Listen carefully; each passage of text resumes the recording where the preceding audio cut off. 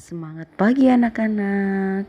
Kembali lagi kita belajar bersama mata pelajaran Pendidikan Agama Katolik kelas 2. Pada pelajaran sebelumnya sudah dibahas tentang kebaikan-kebaikan tetangga. Hal itu menunjukkan bahwa kita memerlukan orang lain.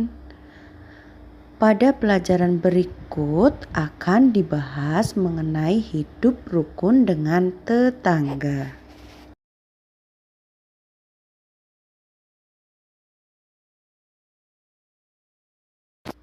Dalam hidup rukun dengan tetangga, kalau kita sudah menerima kebaikan dari orang lain, maka sudah sepantasnya kita pun berbuat baik kepada orang lain. Hal ini menunjukkan bahwa orang perlu saling membantu dalam menjalani hidup. Maka, hidup yang rukun yaitu hidup yang saling membantu satu sama lain. Nah, sekarang silakan kalian simak kisah gembala dan pemburu.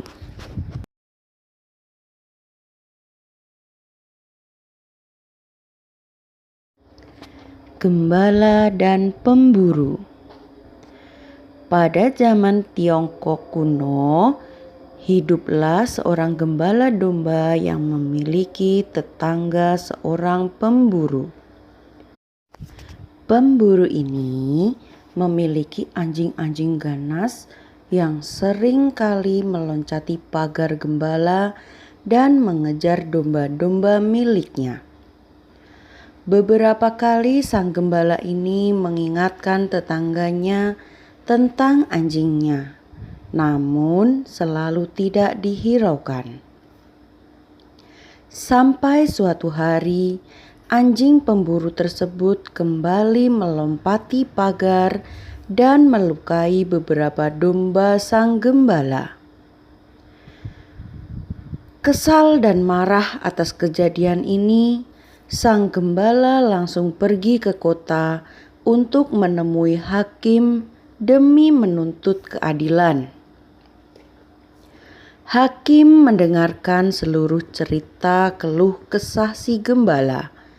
Lalu hakim tersebut berkata, "Saya bisa saja menghukum pemburu tersebut dan memerintahkan dia untuk mengurung dan merantai anjing-anjing miliknya. Akan tetapi, kamu akan kehilangan seorang teman dan mendapatkan seorang musuh. Apakah kamu ingin memiliki tetangga yang adalah teman atau musuh?" Mendengar pernyataan hakim, sang gembala kemudian merenung sesaat dan menjawab dengan hati-hati, "Saya tentu memiliki teman. Tetapi bagaimana caranya agar saya tetap memiliki teman dan saya tidak terus dirugikan?" Baik, saya akan memberikan sebuah nasihat yang dapat kamu jalankan sepulang dari tempat ini, jawab sang hakim. Mendengar nasihat yang diberikan oleh hakim tersebut, sang gembala pun setuju dan pulang ke rumah. Sesampainya di rumah, sang gembala langsung memilih 3 ekor domba terbaik yang dimilikinya dan diberikan kepada 3 anak lelaki tetangganya itu. Anak-anak tersebut sangat bersuka cita dengan pemberian ini dan mulai bermain bersama domba barunya. Demi melindungi peliharaan baru anaknya itu, sang pemburu mulai mengurung anjing-anjing pemburunya. Sejak saat itu, sang gembala tidak pernah diganggu lagi oleh anjing-anjing buas si pemburu. Di samping itu, demi menunjukkan rasa terima kasihnya kepada sang gembala atas pemberiannya, sang pemburu sering membagikan hasil buruannya kepada sang gembala. Karena merasa senang dengan sikap baik tetangganya, sang gembala pun sering membagikan susu, keju, dan wool dari hasil ternaknya. Sang gembala dan pemburu pun menjadi tetangga yang lebih dekat dan baik dari sebelumnya. Mereka hidup rukun sebagai tetangga dan saling membantu.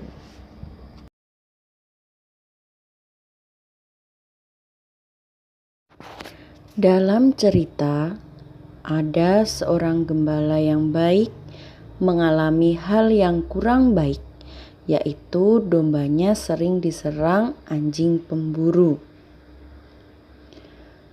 Gembala itu sudah mengingatkan si pemburu, namun pemburu itu tidak memperhatikan, sehingga gembala pergi ke kota untuk menghadap hakim. Setelah bertemu hakim, ternyata hakim pun berkata, jika hakim menghukum pemburu, maka gembala akan mendapatkan musuh, bukan teman. Nah, dari percakapan antara gembala dan hakim, akhirnya gembala memilih ingin mendapatkan teman. Dan gembala pun berniat untuk menjalankan nasihat dari hakim.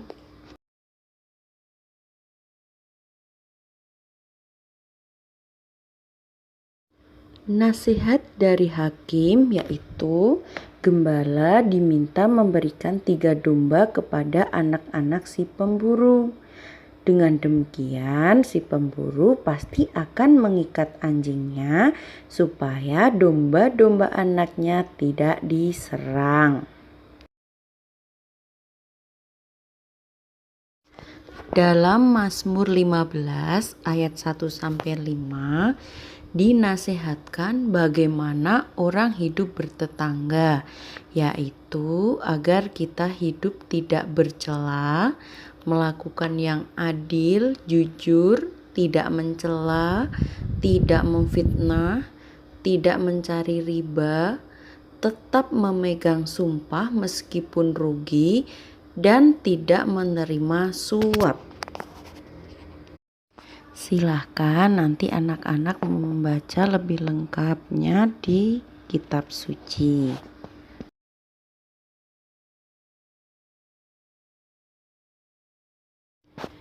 Hidup rukun dengan tetangga merupakan anugerah yang harus disyukuri karena kehidupan yang rukun dengan tetangga memungkinkan orang berkembang menjadi lebih baik. Nah, dalam kitab Keluaran, Tuhan Allah pernah menampakkan diri dalam bentuk awan di atas gunung Sinai kepada Musa untuk mengadakan perjanjian dengan bangsa Israel. Nah, dari situ dihasilkan 10 perintah Allah yang ditulis pada 2 lempeng batu. Kemudian dimasukkan ke dalam peti atau tabut. Nah, tabut perjanjian diletakkan di kemah khusus. Maka dalam Mazmur dinyatakan, Tuhan, siapa yang boleh menumpang di kemahmu? Siapa yang boleh tinggal di gunungmu yang suci? Nah, artinya siapa yang boleh tinggal bersama Allah? Yang boleh tinggal di kemah Allah ialah orang yang berbuat baik kepada tetangganya.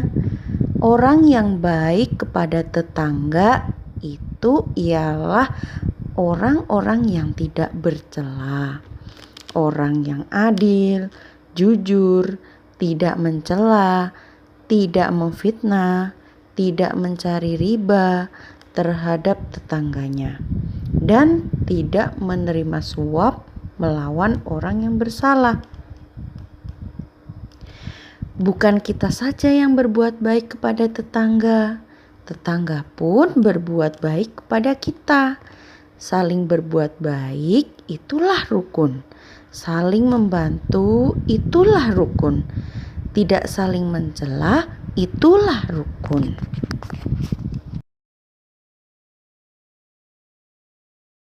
Terima kasih, sukses selalu dan salam sehat.